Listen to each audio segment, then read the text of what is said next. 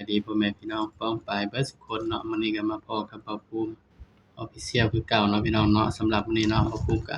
สิมาตามแนวทางลาวทีวีพี่น้องเนาะสำหรับมื้อนี้เนาะ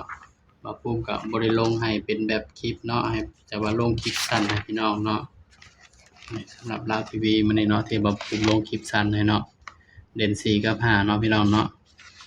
บัดนี้ผลมันออกเนาะรู้สึกว่า59บ่พี่น้อง59นี่มาแน่นอนนี่ข้างล่างนี่มา59เนาะแต่ว่าข้างบนนี่ข้างบนออกหยังพี่น้องเดี๋ยวเบาภูมิหาเบิ่งก่อนเนาะ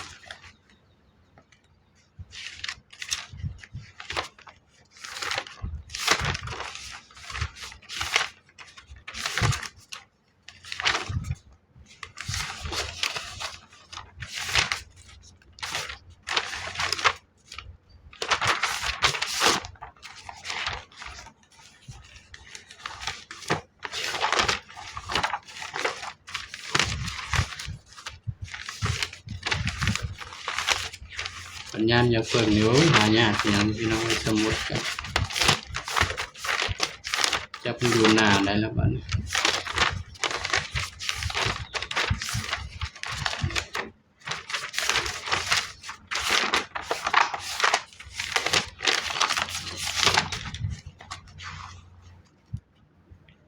ผลมันออกเนาะ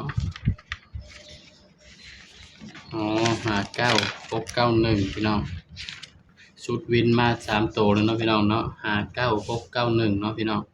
ชุดวินเข้า3ตัวเลยพี่น้องสำหรับลาวทีวีเนาะก็ถือว่าปังเนาะพี่น้องเนาะก็ไปตามกันต่อเนาะวันที่19เดือนมีนาเนาะ68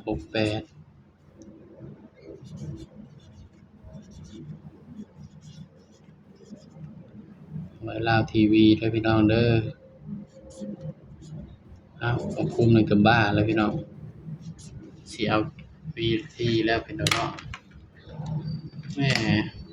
ส่วนไผได้ก็ดีใจนำเนาะพี่น้องเนาะมาคุมก็ดีใจนำเด้อพี่น้องเด้อ FC เฮาก็ซื้อตัวละ5 บาท 10 บาทเนาะพี่น้องเนาะ ถ้าว่าไผถูกหลายจังมาเลี้ยงกาแฟบ่ภูมิก็ได้เนาะพี่น้องเนาะก็ไปตามกันต่อเนาะงวดวันที่19เนาะสำหรับตัวเด่นพี่น้องมันออก691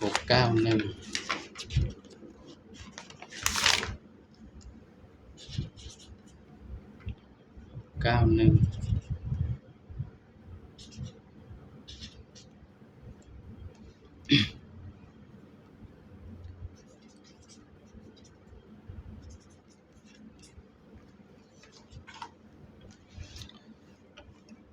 ำหรับเด่นลาวทีวีมื้ออื่นเด้อพี่น้องเด้อ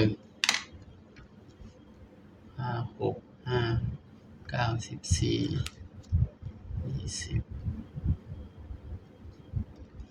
สำหรับตัวเด่นเนาะลาวทีวีมื้ออื่นบ่ภูมิให้เด่นไปที่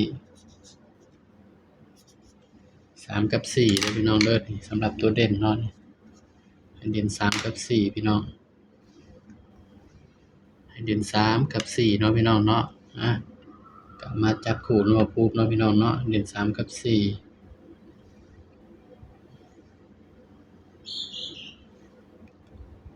มาจับคู่เนาะมาภูมิเลยพี่น้องบาดนี้ย้ำว่าตัวเลขก็เป็นเพียงแนวทางเนาะพี่น้องเด้อมีเข้าแล้วก็มีหลุดเนาะบ่ภูมิก็สิบ่ให้หลายคู่เด้อพี่น้อง37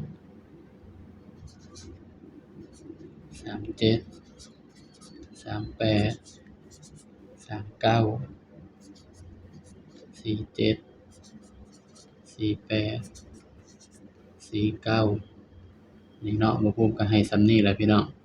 สำหรับชุดวินเนาะชุดวินเด้อพี่น้องเด้อบางเทื่อบ่ภูมิจับให้มันก็บ่มาเด้อพี่น้องเด้อสายรูดสายวิ่งก็ไปรูดไปวิ่งเอาเนาะพี่น้องเนาะนี่อันนี้คือชุดวินเนาะแต่ว่าบ่ภูมิบ่ได้จับให้เนาะสำหรับเด่นนี่บ่ภูมิให้เด่นไปที่4ให้เด่นไปที่4เด้อพี่น้องเด้อนี่สำหรับชุด3ตัวเนาะ045บ่ภูมิบ่ได้จับให้แนวนี้เนาะ45นี่พี่น้องนี่ก็เป็นเพียงแนวทางลาวทีวีมื้ออื่นเนาะพี่น้องเนาะงวดวันที่19เนาะพี่น้องเนาะส่วน ชุดกันเนาะบ่ภูมิสิกันไว้ที่36กับ46เด้อพี่น้องเด้อนี่คือชุดกันเนาะนี่ก็เป็นเพียงแนวทางเนาะพี่น้องเนาะสำหรับลาวทีวีเนาะสำหรับคลิปนี้เนาะบ่ภูมิก็ฝากพี่น้องกดไลค์กดแชร์กดติดตามบ่ภูมิ Official คือเก่าเนาะถึงบ่ภูมิสิบ่มีรายได้เนาะบ่ภูมิก็ยังสิลงให้ FC คือเก่าเด้อพี่น้องเด้อสบายดีครับ